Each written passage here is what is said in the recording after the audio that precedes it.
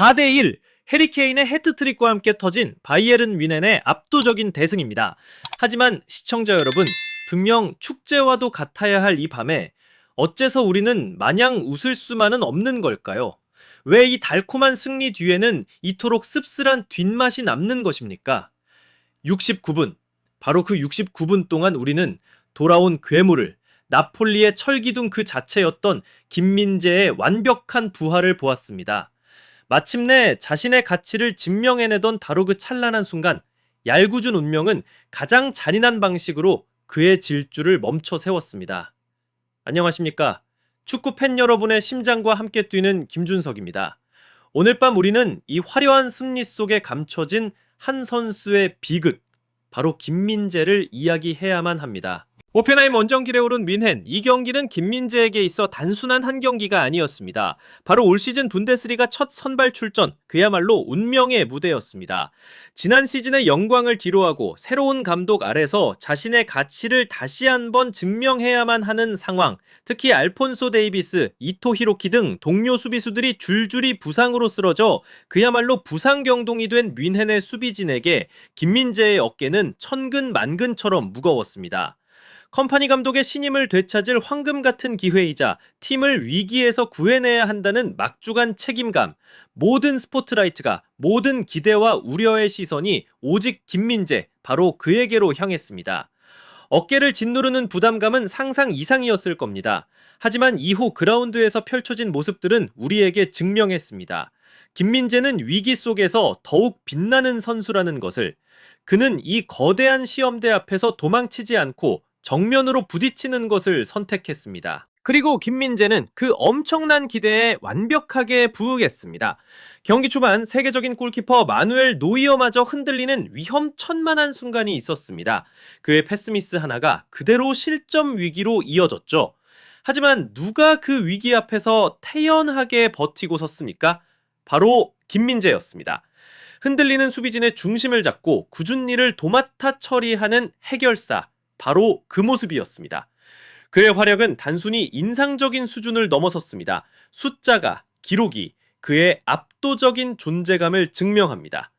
그가 그라운드를 떠나기 전까지 단 69분, 그 시간 동안 기록한 수치를 보십시오.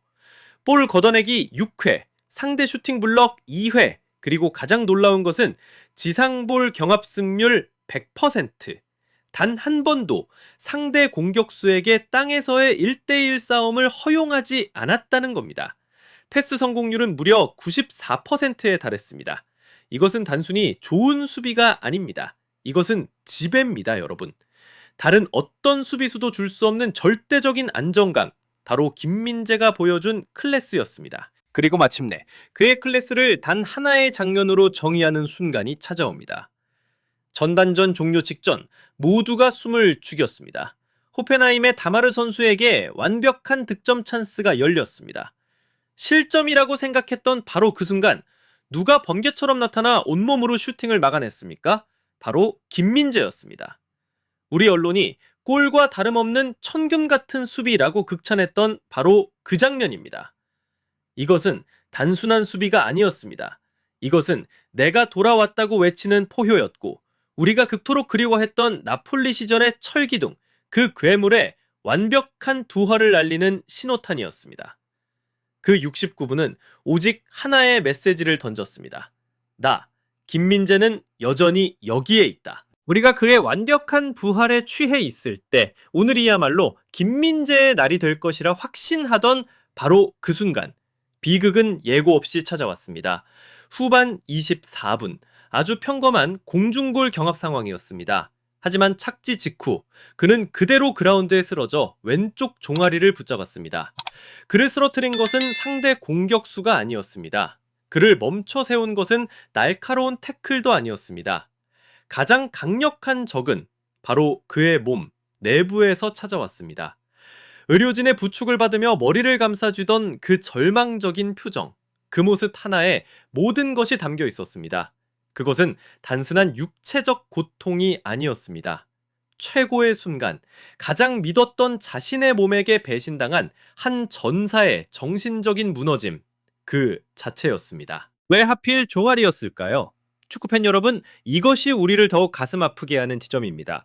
이 부상은 처음이 아닙니다. 지난 시즌 내내 그를 괴롭혔던 지긋지긋한 종아리 통증, 그 악몽이 유령처럼 다시 돌아온 것입니다. 그리고 타이밍은 어째서 이토록 잔인해야만 했을까요? 생각해 보십시오. 시즌 첫 선발 출전이었습니다. 자신의 실력에 대한 모든 물음표를 느낌표로 바꾸고 있던 순간이었습니다. 최고의 경기력으로 팀의 무실점을 이끌며 완벽한 두활을 증명해내고 있던 바로 그때였습니다.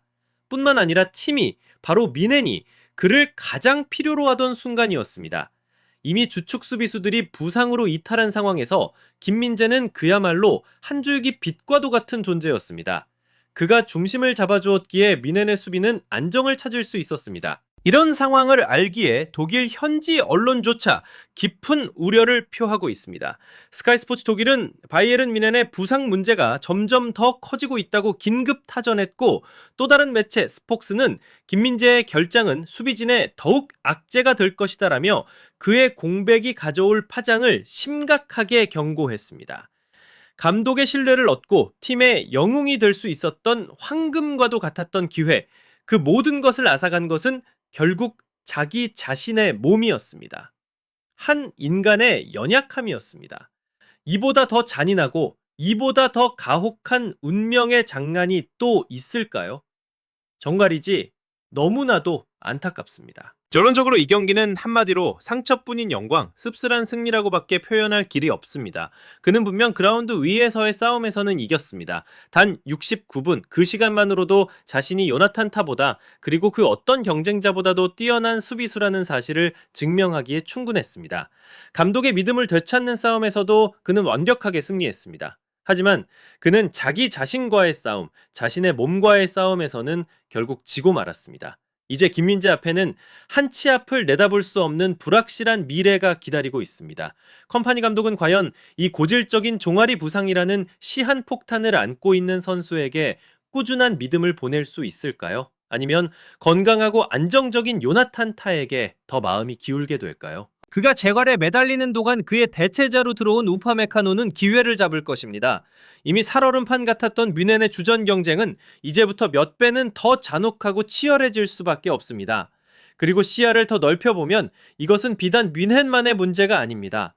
월드컵으로 향하는 우리 대한민국 국가대표팀에게도 이보다 더 큰 악재는 없습니다. 우리 수비의 절대적인 핵심 김민재가 흔들린다는 것은 대표팀의 근간이 흔들리는 것과 같습니다. 정말이지 가슴이 찢어지는 듯한 아픔입니다. 네, 뮌헨은 승점 3점을 챙겼고 해리 케인은 해트트릭이라는 대기록을 작성했습니다. 하지만 김민재 선수 개인에게는 아마도 선수 생활 중 가장 뼈아픈 경기 중 하나로 기억될 것입니다. 오늘의 이 패배는 세계 최고 수준의 운동선수라 할지라도 한 인간으로서 얼마나 연약한 존재일 수 있는지를 보여주는 잔인한 교훈이었습니다. 우리는 이 고통스러운 현실을 먼저 받아들여야 합니다. 하지만 우리는 동시에 한 전사의 강인한 의지를 믿어야 합니다. 비온 뒤에 땅이 굳어진다는 말이 있습니다. 저는 오늘의 이 시련이 김민재를 결코 무너뜨리지 못할 것이라 믿습니다. 오히려 이 아픔을 딛고 그는 더욱 단단하고 위대한 선수로 돌아올 것입니다. 우리가 대한민국 축구를 사랑하기에, 그리고 우리는 김민재라는 선수를 믿기 때문입니다.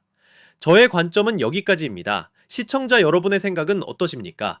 여러분의 날카로운 의견을 아래 댓글로 남겨주십시오. 그리고 저희 풋볼파이어의 뜨거운 분석을 놓치지 않으시려면 좋아요와 구독 버튼 잊지 마시기 바랍니다. 지금까지 김준석이었습니다. 다음 시간에 다시 뵙겠습니다.